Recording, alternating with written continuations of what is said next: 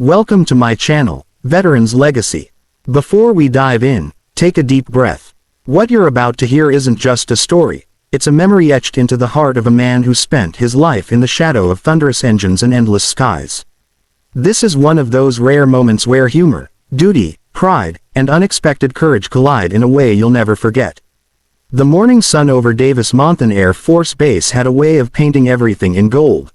The tarmac, the hangars, even the old A-10 Thunderbolt II parked at the far end of the airfield. To most people, it looked like a relic. To the pilots and maintainers who had served with it, the A-10 wasn't just an aircraft. It was a guardian angel sculpted in titanium. That morning, retired Tech Sergeant Frank Mallory stood beside the aircraft with his hands tucked into the pockets of his faded bomber jacket. His knees weren't what they used to be, his back cracked every time he stood up, and his eyesight required glasses thicker than bulletproof glass. But when he looked at the A-10, he felt 25 again. They were having an open house day on base, a gathering of veterans, active duty personnel, families, and a few old birds who hadn't touched a runway in decades. Frank had been invited as a guest of honor, not because he was famous, but because he had spent nearly 2 decades as one of the finest A-10 crew chiefs the Air Force ever had. Captain Ryan Holt, a young pilot barely in his 30s with a grin too confident for his age, approached Frank with an amused smirk. "Morning, Sergeant Mallory," he said. "Still remember how these things work?" Frank chuckled. "Son, I knew how this aircraft worked before your parents knew how they worked." A few scattered laughs followed. Ryan crossed his arms, still smiling. "You ever miss starting her up?" he asked. "Every day," Frank admitted. "But that chapter closed a long time ago." Ryan nudged him with his elbow. "Well, how about we open it for a moment?" Then, loud enough for the nearby group of pilots to hear, he added, "Hey Sarge, why don't you start the A-10 up for us?" For old time's sake. A ripple of amused whispers ran through the crowd. Someone snickered. A kid shouted, "Do it." Frank felt his face burn. He knew it was a joke, half harmless teasing, half good-natured fun, but something in him tightened. He wasn't a clown, and this aircraft wasn't a toy. Ryan grinned as if daring him. Frank looked up at the Warthog, and the decision was made before he even realized it. "Fine," he said. "Step back." The pilots blinked. Ryan's laughter faltered. Frank marched toward the ladder with the kind of determination his knees had forgotten they were capable of. A few children cheered. A couple of older vets exchanged nostalgic smiles. But Ryan took a step forward, putting a hand on Frank's arm. Wait, Sarge, I was just kidding," he said quietly. "We can't actually start her. It's not allowed. The colonel will kill me." Frank paused, eyes narrowing, but something in him refused to be halted now. Instead of turning back, he gently moved Ryan's hand aside. "Son, a crew chief doesn't start an engine. He brings it back to life." And with that, he climbed the ladder. The cockpit felt like a cathedral. Cold metal, familiar switches, the smell of hydraulic fluid, dust, and distant memories. Frank ran a hand over the worn seat cushion and exhaled shakily. He could hear murmurs outside. Is he really gonna try it?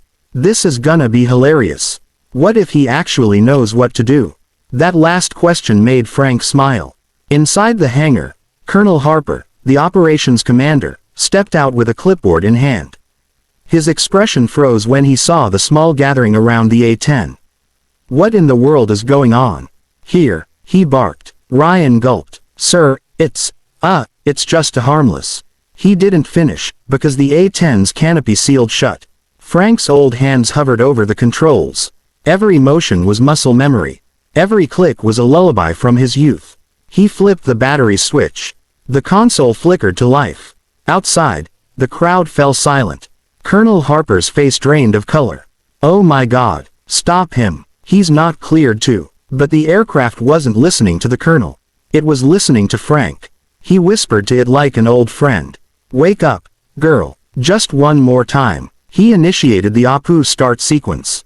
A soft whine filled the air, a mechanical heartbeat rising from beneath the fuselage. Kids covered their ears. A few adults stepped back instinctively. The colonel's eyes went wide.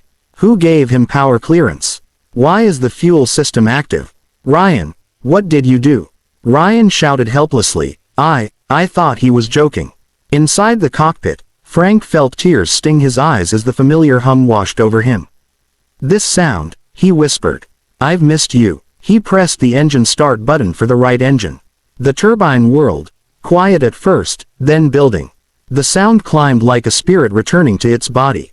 The engine roared. The A-10 shook slightly, air blowing dust behind it. Outside, the crowd gasped. The colonel nearly dropped his clipboard. Somebody stop him. Shut it down. But nobody moved. Not the pilots. Not the veterans. Not even the colonel's own sergeant. Because every one of them, every man, woman, and child, was frozen by the sight of an old man and a legendary aircraft coming alive together. Frank started the second engine. The roar intensified until the entire tarmac vibrated. For a moment, Frank wasn't an aging veteran. He wasn't someone whose knees ached or whose back kept him up at night. He was a crew chief again. He was home. When he finally powered everything down and opened the canopy, the crowd didn't laugh. They applauded. Some even cried. Ryan rushed forward. Sarge, I'm so sorry. I didn't think. Frank put a hand on the young captain's shoulder. Don't apologize, son. You reminded me of something I thought I'd lost. Ryan swallowed hard. What's that? Frank looked at the A-10 lovingly. That even after you hang up the uniform, you're still part of the team. Colonel Harper approached next, face stern but eyes soft. Mallory, he said, as your commanding officer from about 3 decades ago, I should chew you out for that. Frank grinned. Should I brace for impact, sir? The colonel shook his head and extended a hand. That was the finest engine start I've seen in 20 years. Frank took the handshake. His hand trembled. Not from age, but from emotion. The colonel added quietly, you had that aircraft singing. Frank nodded. She always did have a voice. As the sun dipped lower, the crowd dispersed. Ryan offered Frank a ride home, but the old veteran waved him off. I want a moment alone, he said. He walked back to the A-10, touching the cold metal of its nose. A gentle breeze carried the faint smell of fuel, like a whisper from his past. You kept me safe, he murmured. And today, you reminded me who I used to be. His hand lingered there a moment longer. Then he turned and walked away. But the echo of the engines stayed with him. And if you're watching this right now, I want you to remember something. A uniform can be folded. Orders end. Careers fade. But the heart of a veteran, that fire, that loyalty, that pride, never retires. Thank you for joining me for this story. If it touched you, if it reminded you of someone you love, or if it brought back a memory of your own, like, comment, and subscribe. We honor our veterans here, one story at a time.